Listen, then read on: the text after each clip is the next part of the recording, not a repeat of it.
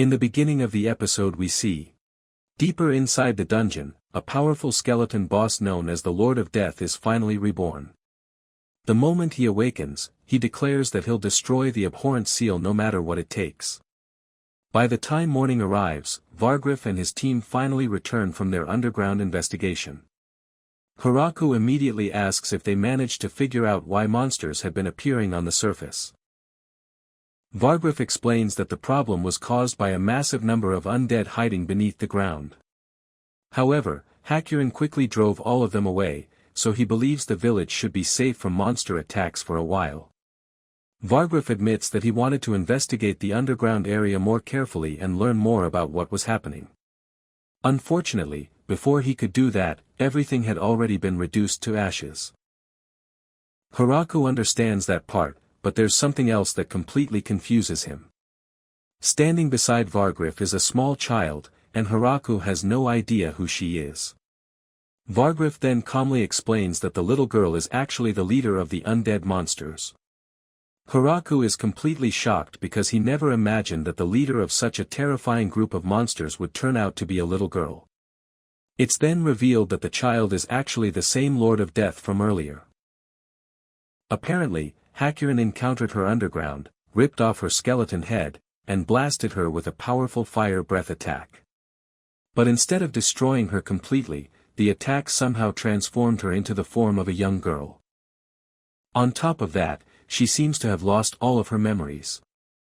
Because of this, Vargriff feels that she won't mean them any harm, so he didn't have the heart to simply leave her underground all by herself. Haraku understands Vargriff's reasoning and agrees that bringing her back to the village was the right decision. Haraku then kneels down in front of the girl and gently asks for her name.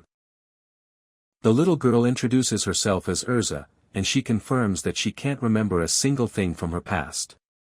It's then revealed that, long ago, Urza suddenly awakened from a deep sleep. When she woke up, she no longer remembered who she used to be. The only thing she knew was that she was now called the Lord of Death. Something mysterious had awakened her and given her a single order: destroy the seal placed on the land. With no memories and nothing else to guide her, Urza simply obeyed the command. She first created several earth golems. Even though the golems were weak fighters, they were extremely useful for digging tunnels underground. The earth golems continued digging non-stop until they finally discovered one of the seals. For the first time, Urza felt satisfied, believing she had completed her task. However, she soon sensed that there were still more seals hidden somewhere underground. Because of that, she ordered the golems to keep digging deeper and deeper. Eventually, they discovered a cave filled with skeletons. Using her powers as the Lord of Death, Urza brought the skeletons under her control and made them help with the digging as well. As time passed, Urza's forces continued to grow. She even tamed giant moles to make the digging process faster and more efficient. But during all those years, Urza slowly began questioning herself. She wondered if endlessly digging holes was really the purpose of someone as powerful as the Lord of Death. Still, since she had nothing else to do and no other purpose in life, she simply kept following her orders. For decades, Urza and her army continued digging underground. Eventually, they finally discovered another black stone seal. Everyone celebrated the achievement together. Even though they had no idea how many seals still remained, they swore that they would eventually find and destroy every single one of them. But before they could continue their mission, Hakurin suddenly appeared and kicked her right in the face. After that attack, Urza transformed into the little girl she is now and lost all memory of what had happened. Back in the present, Tia and the others question Haraku about whether it's really a good idea to let Urza stay in the village. Haraku replies that they should at least take care of her until she regains her memories. One of the girls then notices Urza's name and says it reminds her of the legendary hero Queen. For a brief moment, she wonders if Urza could actually be that same person, but she quickly dismisses the idea because it sounds far too unbelievable to be true. She then asks Haraku if it would be alright for her to take Urza to have a bath, and Haraku agrees without hesitation. At the same time, Haraku and Vargriff are relaxing together in a hot bath. Vargriff especially seems to be enjoying himself. However, while they soak in the water, Vargriff brings up an important point. Even if all the monsters in the dungeon are gone for now, they should still seal the dungeon entrance to stop new monsters from entering in the future. Still, before dealing with that problem, the two of them decide to relax in the bath a little longer. At the same time, after Anne finishes giving Urza a bath, it becomes clear that Urza isn't enjoying the hot water very much because her skin is extremely sensitive. Wanting to feel more comfortable, Urza asks Anne to join her in the bath, saying it would make her feel better. Anne agrees and gets into the bath with her. However, things suddenly become awkward when Hakuren and Lasti walk into the room and see the two of them bathing together. Embarrassed, Urza immediately runs out of the bath while blowing raspberries at them, and then quickly chases after her. After some time passes, Kaibit finishes taking her own bath and feels completely refreshed. She then tells Hiraku and Tia that she plans to return to the kingdom of Garlot because she still has priestess duties she needs to handle there. Hiraku and Tia wish her a safe journey, and not long afterward, Kaibit flies away. With everything settled for the moment, Hiraku decides to head underground to inspect the strange black stone seal that Vargriff mentioned earlier.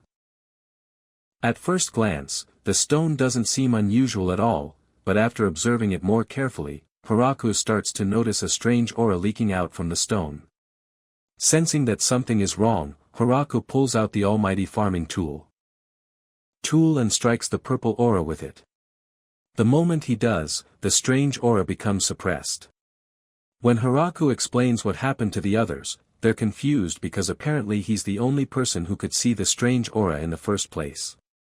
Hakuren briefly considers destroying the black stone completely, but she quickly realizes that doing so would probably collapse the entire cave. Instead, Hiraku transforms the almighty farming tool into a chisel and decides to carve the stone into a sculpture of the gods. He believes that the divine essence of the gods would easily overpower the dark energy he sensed coming from the stone earlier. After finishing the sculpture, Hiraku suggests burying it underground so nobody can move it. However, Vargriff strongly disagrees with the idea. He argues that a statue as magnificent as this deserves to be seen instead of hidden away underground. Because of Vargriff's opinion, they decide not to bury the statue after all. Vargriff even helps create more statues to act as protective charms against evil, and several of them are eventually placed above ground as well.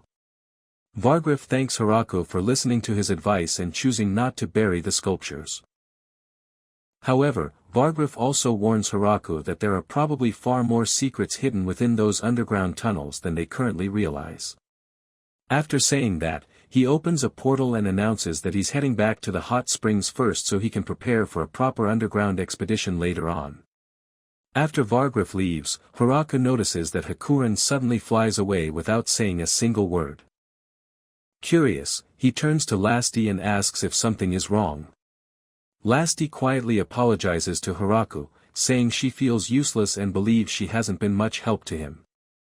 Hiraku immediately disagrees and reminds her that she helped defeat a large number of monsters during the battle. However, Lasti explains that even though she did help fight the monsters, she still feels responsible for burning down part of the forest. Hiraku had warned. Hiraku had told her not to use her fire breath, but she ended up using it anyway. Even so, Hiraku feels the situation is actually his own fault because he was the one who sent her on such a dangerous mission in the first place. Because of that, he apologizes to her instead, but Lasti quickly tells him not to apologize so much. She says that someone important like him shouldn't constantly lower himself by apologizing to others. Hiraku understands what she means and promises to keep her advice in mind.